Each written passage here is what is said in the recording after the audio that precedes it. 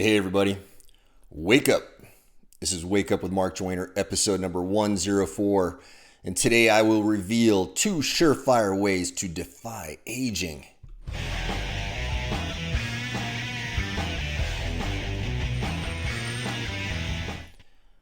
All right, so are these actually 2 surefire ways? No, there is no such thing as surefire anything in this universe as far as I am aware. We have the preconceived notion that many things are surefire and will always work, but we don't know. We don't really know. But I got a couple of really good ideas that are working out very well for me, or so I think. I'm doing something right. I'm staying pretty strong and healthy at 50 now. I can tell you what I believe is giving me these positive effects. First off, let's talk about some of the natural stuff you can do, and then I can talk about some of the unnatural stuff you can do. In terms of the natural stuff, it all comes down to, as far as I'm concerned, with getting back in touch with nature. You'll notice that I talk about that quite a bit.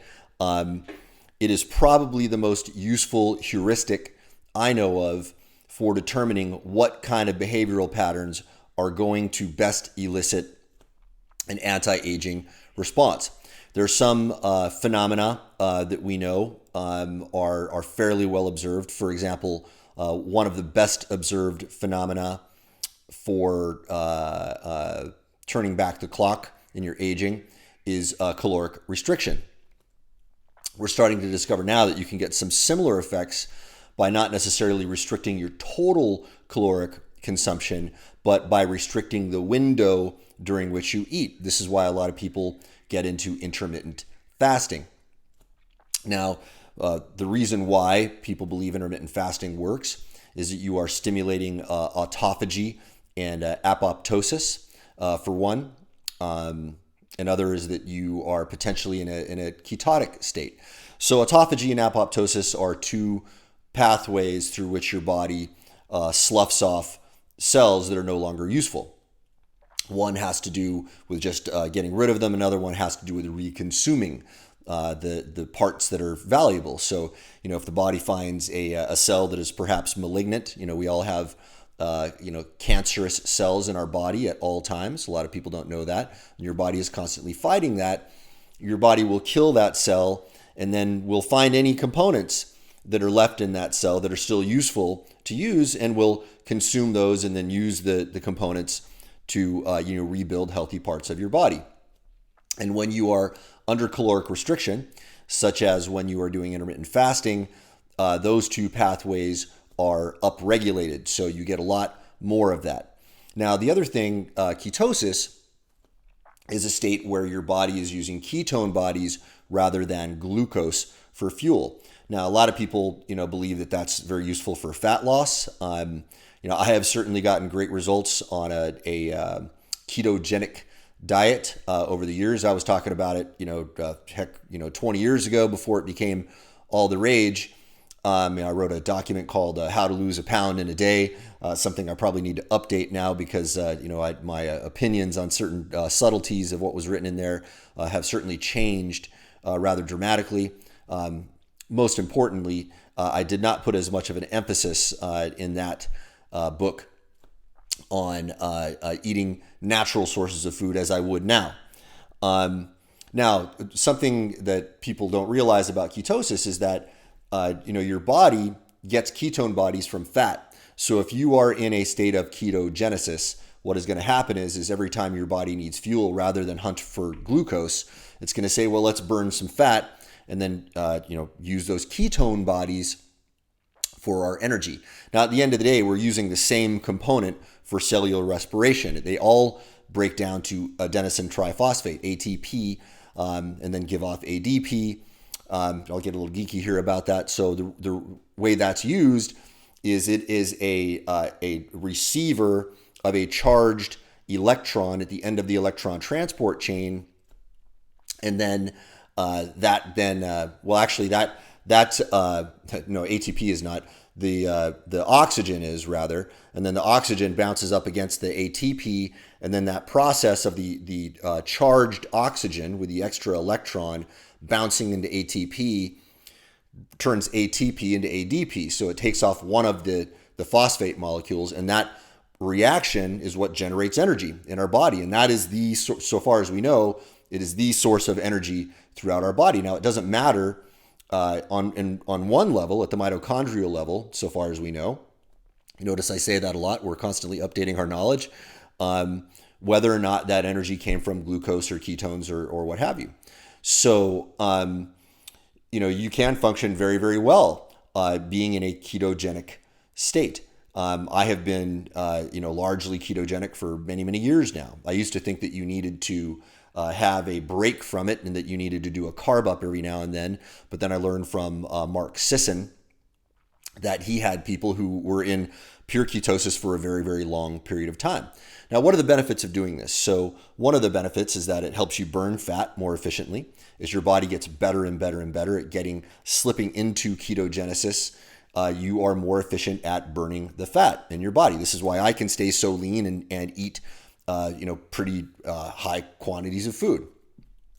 I don't believe that calories in, calories out is the whole picture, right? I think there are a lot more phenomena at play here that are determining what is going to make you obese and what is not. It's a whole other discussion. Now, another benefit that we get from this is that there is this thing called the Warburg hypothesis of cancer, and that is this belief that cancer cells require glucose to ferment, and that is what fuels a cancer cell. So one way that people can fight cancer is by getting into a ketogenic state. In fact, even mainstream medicine now is recognizing that a ketogenic diet is one of the only things that has been proven to be effective against brain cancers. Brain cancers are not responding to a lot of the other traditional therapies as well, but a ketogenic diet is bringing about a positive result. Personally, I would not do chemotherapy or any of the mainstream protocols for cancer. I would get into deeper states of ketosis and probably fast. I would look at detoxifying my body. These are controversial opinions according to the mainstream medical community. I am not a doctor. I don't play one on the internet. You talk to your doctor and you make your own determinations. I'm just telling you what I think is working. Now, I've spoken at great length about the effects of light. There are all sorts of great resources out there. One of the guys on my Facebook, you can see Robert Winton Hunt, has a book called The Blue Light Diet. He has done a wonderful job of synthesizing this information, about the importance of light to our health. There's a whole other rabbit hole we can go down there. I recommend checking that out. Also checking out Dr. Jack Kruse. He has been one of the major proponents of this. Kruse is much harder to understand. Robert has made his stuff a lot more accessible. Much, much easier to understand, much clearer instructions. But this is still a nascent field for us. We don't know exactly how this is working, but we are getting a lot of evidence to support that artificial light is negatively affecting us, and our lack of exposure to natural light is also negatively affecting us. So this is why I have a sunrise routine every morning. It's what I do before I shoot these videos every morning, and it's why I'm out in the sun during the day, and it's why I put on blue blocker sunglasses if I have to be around artificial light at nighttime. Now, another thing is the natural quality of the food that you eat. There are all sorts of different theories about what diet is best. I think that one thing almost anyone would agree on, you will see some people who will disagree with this, but I believe that most people are leaning towards the notion that eating real food, meaning non-processed food, non-artificial food, is the way to go for your body. Now, there are a lot of people out there who will tell you, it doesn't matter. Protein is protein, fat is fat, sugar is sugar. Bullshit. It's not true, okay? We know very, very clearly that different types of proteins are going to have different effects on your body. Different types of fats are going to have different effects on your body, okay? For example, there are different peptide microfractions in proteins.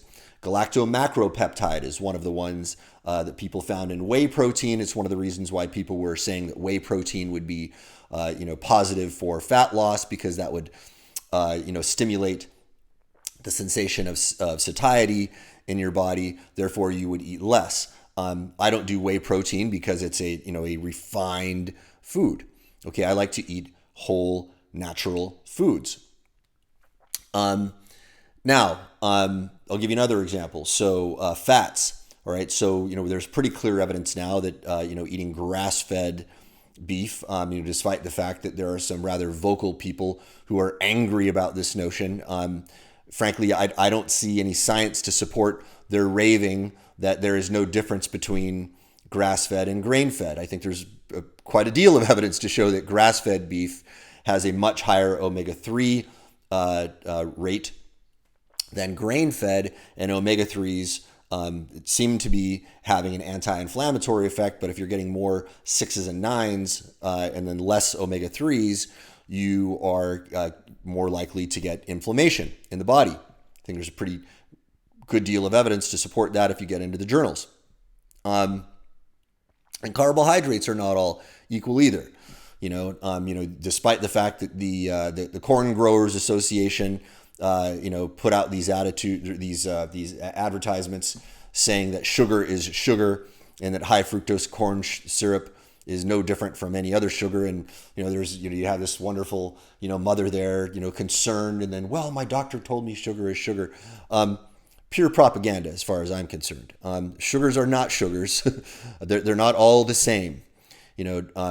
Different chemicals have different effects on the body. This is very, very clear.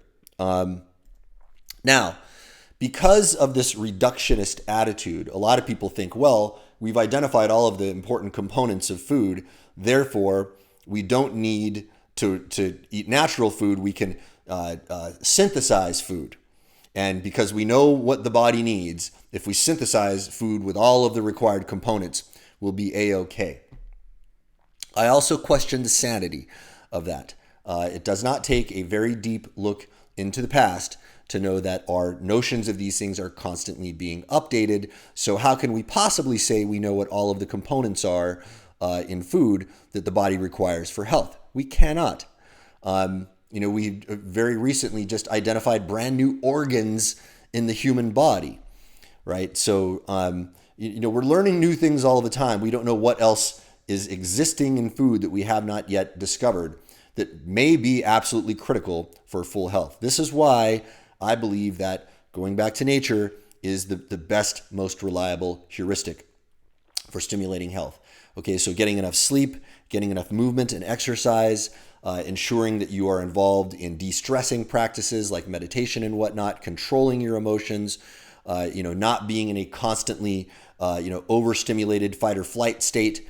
All of these things are going to positively affect your health and turn back the clock on aging. All right, now that is some of the natural stuff that we can do. And I wanted to say one last thing before I start talking about some of the artificial things that you can do. Okay, some of the natural things out there get a lot of pushback from people because they think, why should I limit my enjoyment of life? I don't want to necessarily live longer if I can't enjoy my pizza. That's a lot of people say. I remember when I was a very young man, my father told me a story that had a rather unfortunate negative effect on my psychology. He told me a story about this Italian guy that he met when he was a young man. And he would always have this bowl of pasta with butter and salt every morning. And the way my dad tells the story is great. My dad is a great storyteller, and he says, he was doing the Italian accent and saying, my doctor told me if I don't stop eating the pasta with the butter and salt every morning, I'm gonna die. Maybe pretty soon. But then I told the doctor, I know if I stop eating the pasta, I'm gonna die for sure, right? And that really impressed me because I thought, wow, yeah, man, you should learn to really love your food and you get so much joy from it. I'm not faulting my dad for that. He's just telling me a story.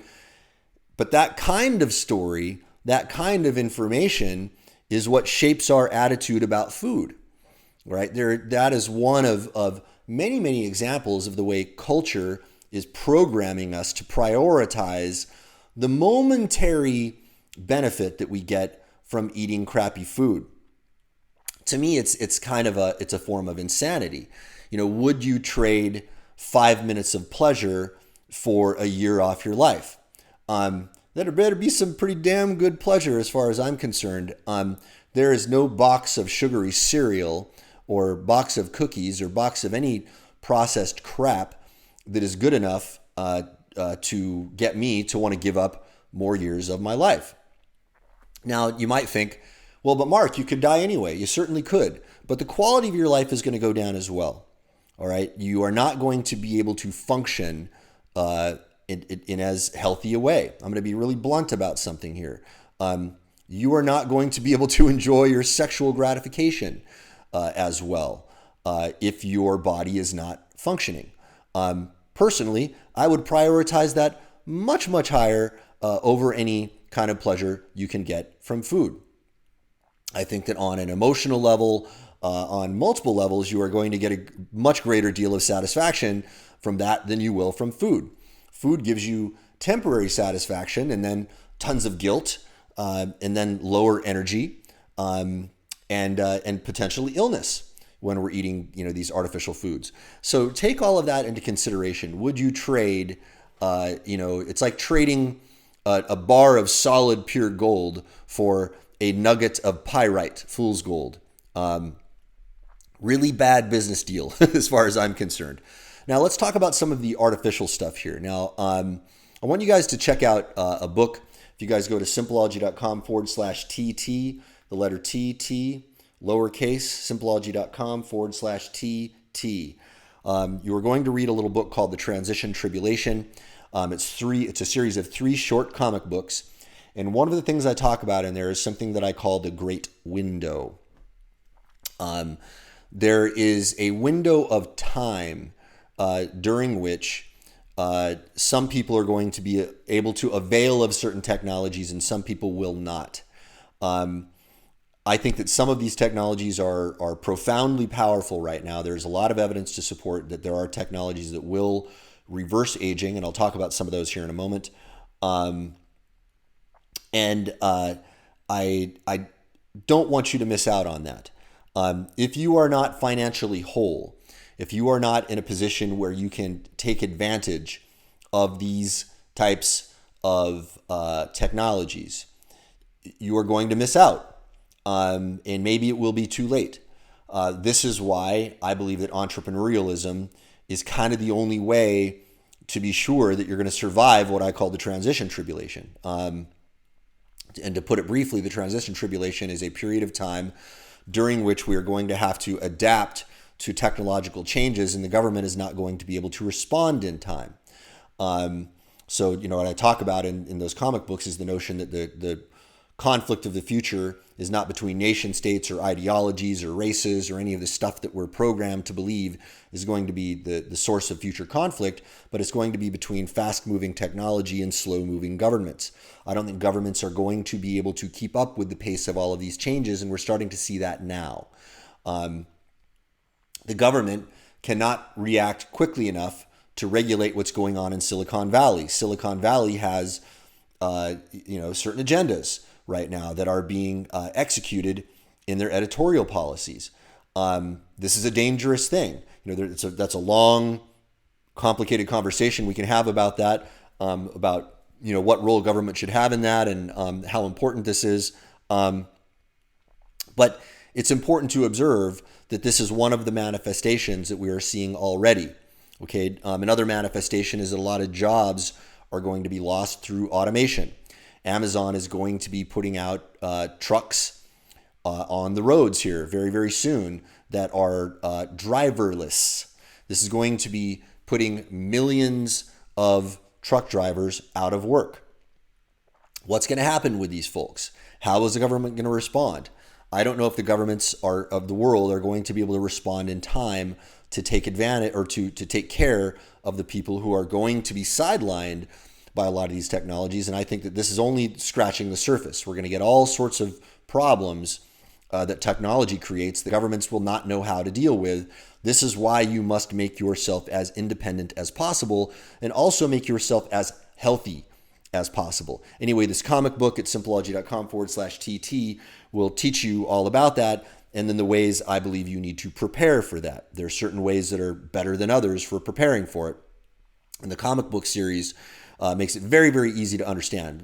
I've had parents show this to their teenage kids to prepare them for the future, and their teenage kids understand it quite well because it's very, very easy to understand in the way it's outlined in that comic book. Now, let's talk about some of the things that you will be able to take advantage of if you are in a position to be able to. One of them is technology that will shorten or lengthen, rather, your telomeres. Now, telomeres are these little spindles of genetic matter that get shorter and shorter and shorter every time a cell divides. And one of the measures of aging now, of biological aging, because biological aging is not necessarily equated to chronological aging. Some of us are aging faster than others, and everything that we're talking about here is about shortening the or decreasing the rate at which our biological age increases.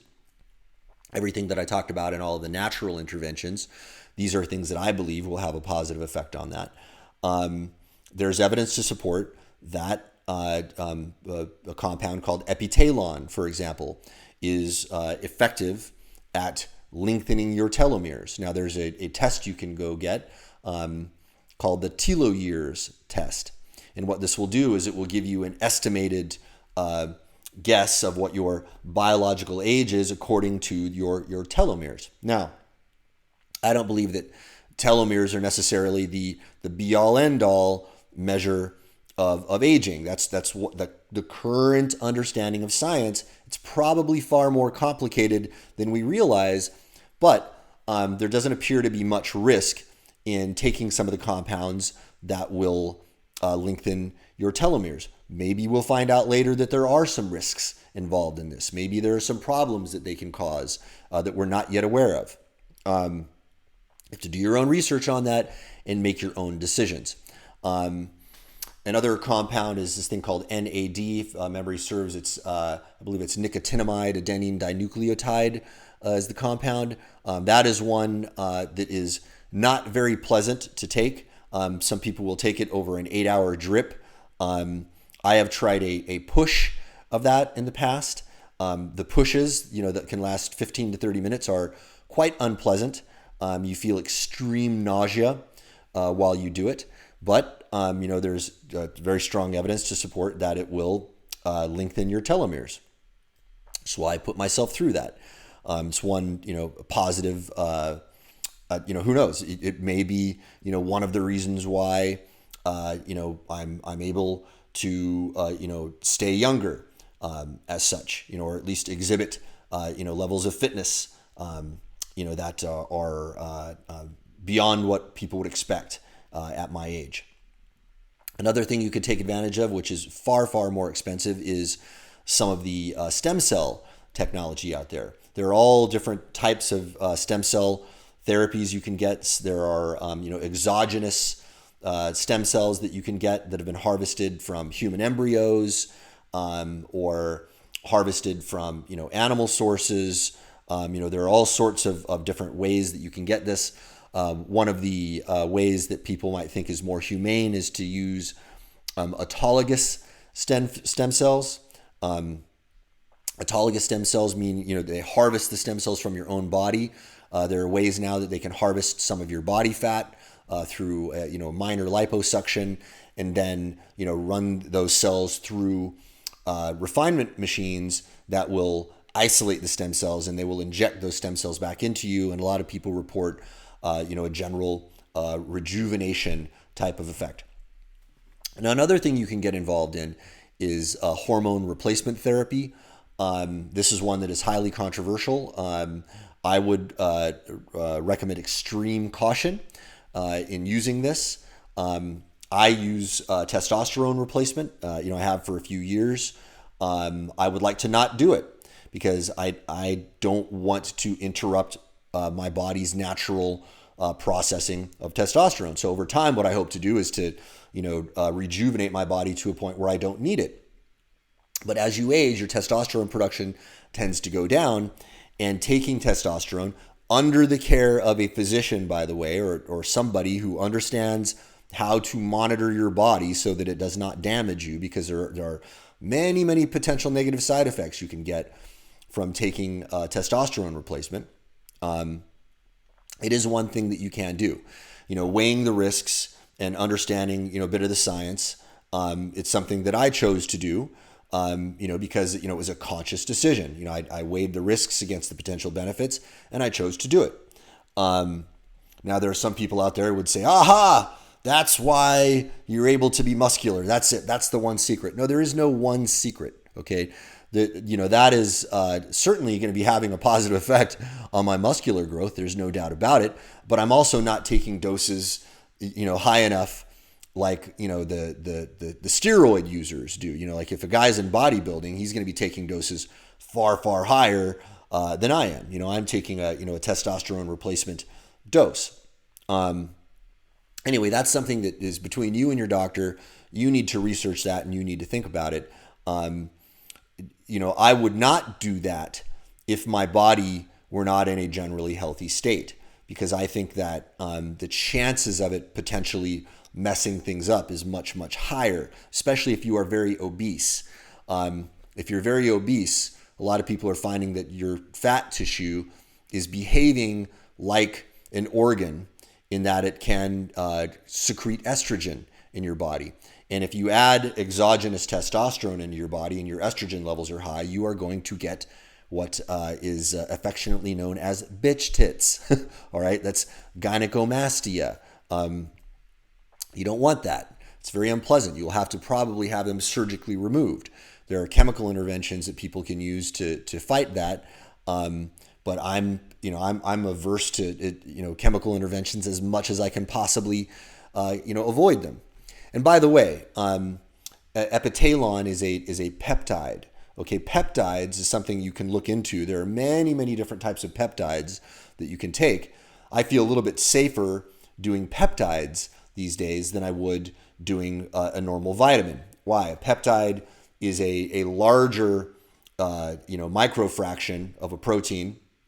It's not something that has been reduced down into tiny components. I think that the larger something is, the closer to nature it is, the less likely it's going to have all sorts of deleterious effects in your body.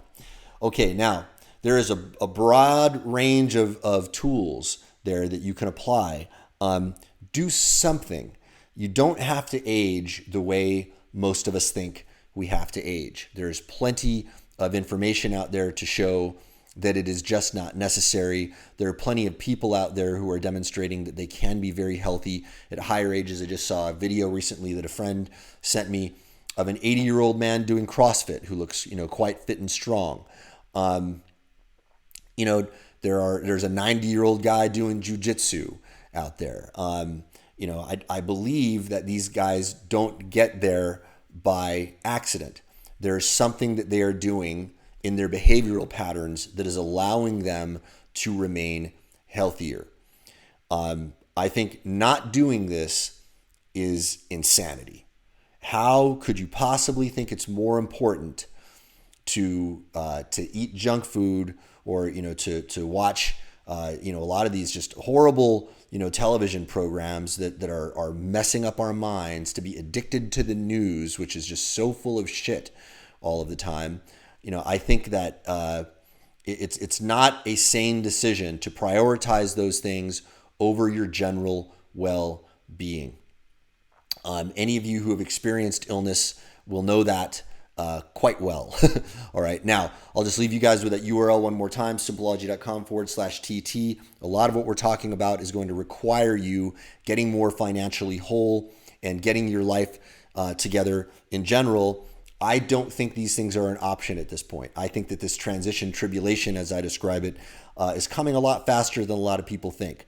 These Amazon trucks, for example, are going to be rolled out, I believe, this year on the road. I think this is just the very, very beginning of a lot of upheaval. We're seeing social upheaval all throughout the world right now, and it seems to be increasing. I don't think it's going to get better. I think it's going to get worse before it gets better, and I think that the only intelligent, sane thing to do is to take responsibility for your own situation and do something about it. And I think that availing of the technology that we are aware of to fend off aging and taking care of ourselves and making sure that we are able-bodied, intelligent, thoughtful people genuinely, compassionate people who are tough and strong and self-reliant, I think that's the only sane way to go about handling these things. If you're waiting for the government to come in and save you, good luck with that. Ask the folks in New Orleans when Hurricane Katrina hit how that worked out for them. Now multiply that by about 1,000, and that's what the transition tribulation is going to be for most people. Put yourself in a situation where you are not vulnerable. Simpleology.com/TT. That's where you're going to find your instruction guide for making sure you and your family survive. You guys have a beautiful day, and I will talk to you all tomorrow.